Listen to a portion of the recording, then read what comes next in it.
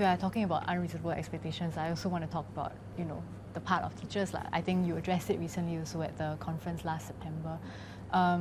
But of course, expectations on teachers, it goes beyond like the work-related messages that they receive late at night. Parents, I think parents these days generally have higher expectations of teachers. They want, I wouldn't say back and call, but they really want someone who's there and supporting their child. They want to know, I think they want to know that the teacher is there and always supporting their kid. So, how does this changing dynamic between the parent and teachers and balancing what's at home and in school, how does that take a toll on teachers? Actually, the role of the teachers and the parents have evolved over time.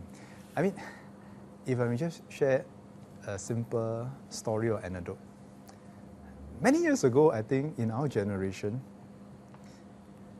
my mother's joke was that if I have to turn up in school, you are in trouble, right? Because don't expect to create trouble for the teachers, right? So I think, and maybe because of the difference in the education level between, say, my mother and the teachers, I think there's a great respect and there's a great trust. I remember I fell down in primary 1. I just tripped and fell down, and I had to be brought to the polyclinic and had my chin stitched up with blood on my uniform and sent home. My mother was so apologetic to the teachers for me causing trouble for them. But that was that era. Today, I think the expectations and the partnership is quite different. I think today, on a positive side, most parents are prepared and want to be more involved. And that's why today when we have parent support group, many parents will genuinely want to come and partner the schools, to work with the schools to come up with programs that are suitable for their students. But on the other hand, you will naturally have a minority of parents that do not know the boundaries or expect too much from this partnership. And that's why I say that it is a partnership. It is not a service client mindset where I expect this and you deliver to me. Because no matter what we do in schools, is only that many hours. 8 hours, 10 hours, whatever it might be. The larger part of time is with the families. And someone reminded me recently that we as parents, we are all the first teachers of our children. And that partnership must continue. So this is where I think over time we need to set those expectations on what is right and wrong. And we want fellow parents to understand, if we are unreasonable in our demands for a teacher, actually we are unfair to the rest of the students and unfair to the rest of the parents, because you are depriving the teacher from spending quality time with the rest of the students who also have their needs. And that's why in handling such very difficult parents, we tend at the MOE level to try and have extra resources at the MOE level to shield the school and the teachers from this direct impact. Otherwise, the teacher is left to handle this. It's very unfair for the teacher, not good for their work-life balance, mental health, and not good for the rest of the students and the rest of the parents. But when you have very positive stories and more of them are coming through the parent support group, then you can see that the teachers in turn are stay encouraged. They know that they are not in this journey. Today, just to bring up our own children is already difficult enough. What more about bringing up children of many other families with so diverse, such diverse needs? And we want to see that partnership. And I think we are making progress to build this partnership. There will always be some negativity, but I think we don't want to let that distract our teachers and parents from the vast majority who wants to build a positive relationship. And it's quite interesting. Many of the new towns like Punggol, where the parents are younger, you see very strong parent support groups whose parents, maybe because of also their work routine, they are much more involved in the schools. They come to schools to run what we call counseling programs, as in what we call ESG programs, to guide the students on their choice of career. They run programs like reading programs and so forth. So I think these are the positive examples.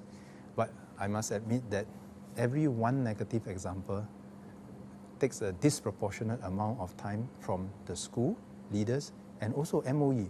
I have always joked that one day maybe I should publish one of these, some of these infamous letters and demands from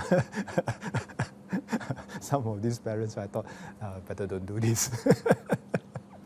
Lest it normalize such behaviors. And I think that's the key thing. We don't want to normalize such behavior. We want to affirm the positive and contain the negative. You mentioned that MOE steps in to shield the teachers. Is it like a SOP? I mean, can teachers expect that kind of support every time they need to deal with it? So we have an escalation protocol. Usually, I will want the teachers and the school leaders to be able to manage it because it's important for them to respect the school's authority and to respect the decisions. Because if we keep allowing people to escalate the thing and bypass the school, they will totally they will not respect the school anymore, and they will keep thinking they will go to the minister. If the minister cannot, they'll go to the prime minister. Prime minister cannot, they'll go to anywhere else, even the media and so forth.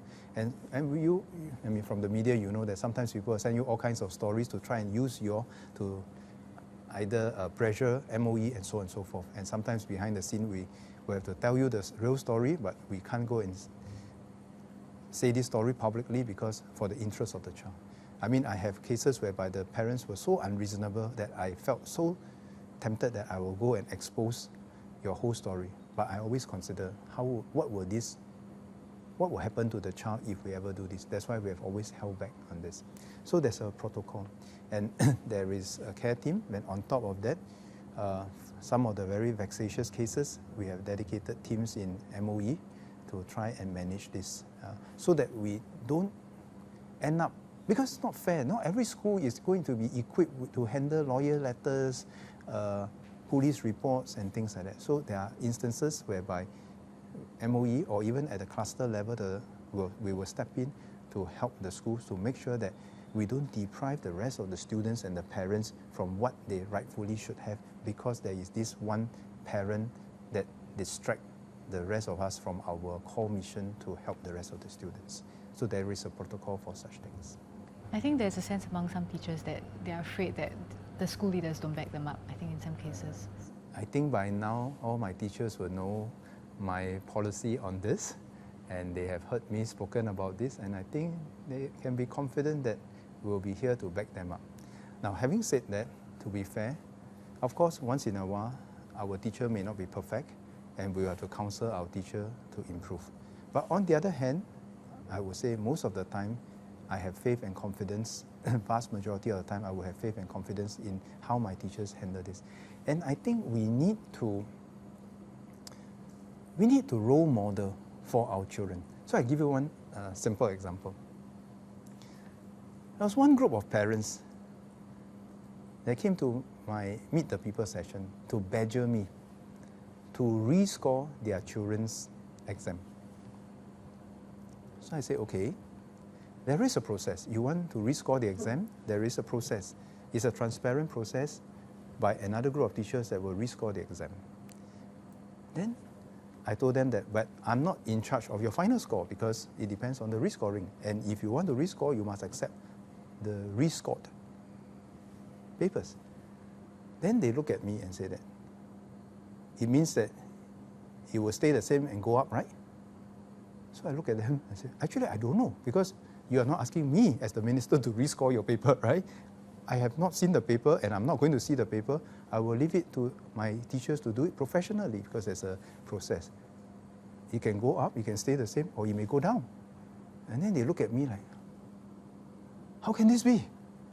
And I was like, well, this is the process. So I'm happy to rescore the paper if you demand. But what was a bit more troubling for me in this episode was this. Before they left me, I asked them a simple question. I said, do your children know that you're coming to see the minister to ask for your exam paper to be rescored? I don't think they were very happy with me for asking this question. But I genuinely worry not about the score. I genuinely worry about what the children will learn from this whole episode. When I stumble, somebody will bail me out, or somebody will be blamed and be responsible, or is it that even to the best of my ability, if I stumble, I will pick myself up and I will try again. I think there are things that we want our children to learn. Of course, we want a fair, transparent, accountable system, no doubt about that. But sometimes whenever our children stumble and we are too quick to demand rectification, solutions, sometimes I just think that we may not be role modeling them the correct values and attitudes in life. Because I'm just wondering, in the minds of the child, he or she may feel that he has been unfairly scored. But for he or she to know that the parents will go and demand this from MOE or the minister even, I think it sends a different message to what the child will remember and bring home. And I'm not sure that is always positive.